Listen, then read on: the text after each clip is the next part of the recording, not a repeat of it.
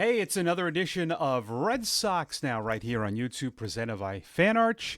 I'm your host, Mike Antonellis, one of the radio and TV broadcasters for the Worcester Red Sox, who right now are on a 12-game road trip. It started with an extra innings win, so that's good on the AAA front, and we'll check prospects. A lot of them have been moving up in the organization, so that is always a good thing. We want you to subscribe, like, comment on the channel. We starting to soar this week. We're getting a lot more likes. We're getting a lot more subscriptions, but we're not getting a lot of Red Sox W's, and that was a disappointing game on Tuesday. I actually thought there was a chance they were going to call this. I mean, this schedule to me is crazy. I don't know what more Major League Baseball can do, but here is the issue when you play everybody. It's really hurting East Coast teams. I constantly see, and this started right away, like San Diego is playing the Yankees in May. That's the only time San Diego comes to New York. The Red Sox, I think, have played all but two series at home against teams that don't come back there. So a big reason, like I'm pretty sure, like if that was a team that came back two or three more times, they might not have played that game last night. So you have to force games in, which doesn't affect the outcome, but watching games like that in the rain for both teams is, I don't know, it didn't look good, but just weird how so many, and this is across, I've looked at this across Major League Baseball. A lot of teams are playing teams.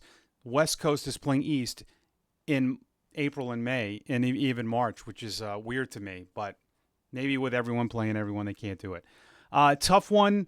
Red Sox lone run knocked in was Christian Campbell. They got stifled by old friend Nathan Eovaldi. I'll tell you this from watching baseball for as many years as I have. You give up 5 runs in an inning early in any level, you really have no chance. Once that fourth inning happened, to me, game over. You can him and ha about the offense all you want. Wasn't good early, but you give up a 5 spot in Major League Baseball, you're pretty much losing that game every time. And Giolito was not good. 10 hits, 3 2/3. How about the Rangers? Fired their offensive coordinator.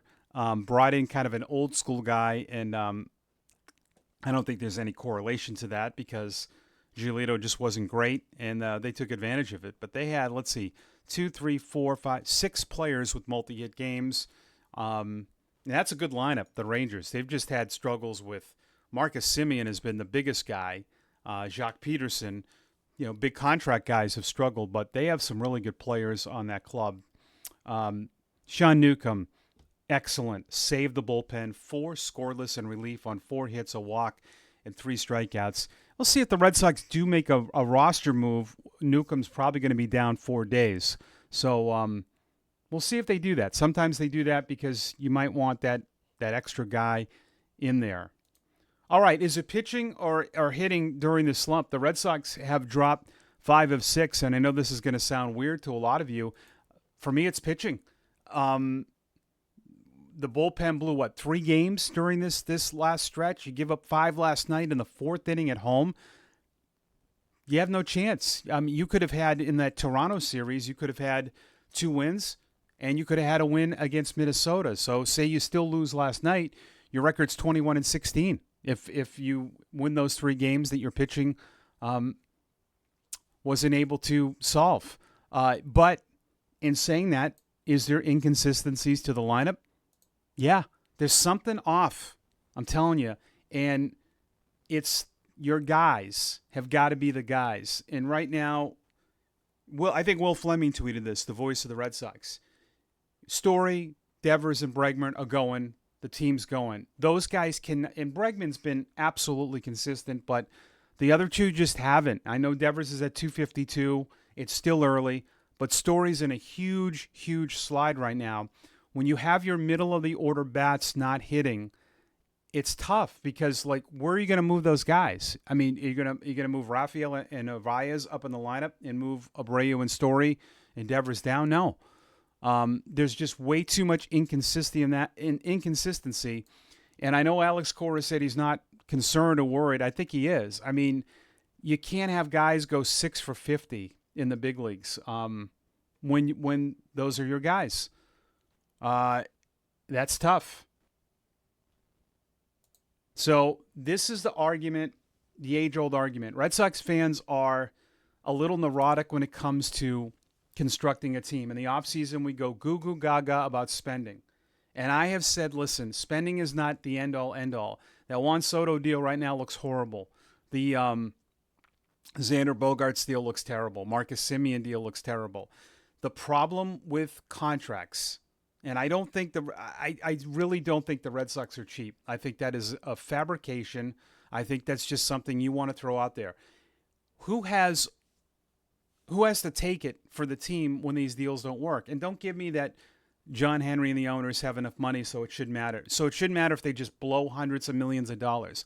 No great businessman in any walk of life spends up to their total net earnings. That's what people want him to do. That'd be insane for him to do.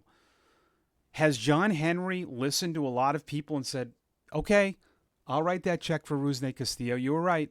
I'll write that for Sandoval. I'll write that for Carl Crawford. How many hundreds in millions, and it's probably close to $1 billion have they thrown away in contracts that I don't think they've gotten the net worth from or value from? I'm not saying that Story and Devers are not worth it, but the tricky part is once you commit to guys, you have to live with it. So there's nothing you can do with Story and Devers. People want Anthony and Meyer up there. I get it, but you need to have a better path on how they can get there. I think there is for Anthony. I'm not sure right now if there is for Meyer. I don't love putting Christian Campbell in center field. I don't think he's a center fielder. He's young. That's asking a lot. You can lose games out there, and making Ceddanne Rafaela, again, a super utility guy makes no sense because who is he going to replace in the late innings? He's not going to replace Duran. He's not going to replace Roman Anthony if he's up there. And would you want him to replace Meyer? So it doesn't make any sense. He'd be useless on that position. I think that I'm not against spending, but there is a side to it that all of the players fine. They come out of it fine. All the money's guaranteed. But there is a side to it. When you spend like this, you have to live with guys. And I'm not saying that you'd get rid of Devers right now if he had 1 year left or Story, but there's nothing you can do with those guys. So we still go nuts about spending and feel like that's the end-all and to win everything. It's not. Had the Red Sox not given Devers the money a few years ago, you guys would have went crazy. And I'm not sure how that contract's going to look. I think it's very disappointing that he won't play first base. I think it's crazy. Kevin Millar summed it up great last night. Kyle Schwarber learned that position in 2 days. Mike Napoli almost became a Gold Glover. Youkilis did it. Hanley Ramirez did it. And that's hurting the team in my estimation. And I blame the organization for not having a better plan. That was the one position you had no depth in. But the other solutions of like moving Campbell there, Story there, signing Dominic Smith, guys, come on. Like, those are not good options. Anthony Rizzo, I don't think those are amazing issues.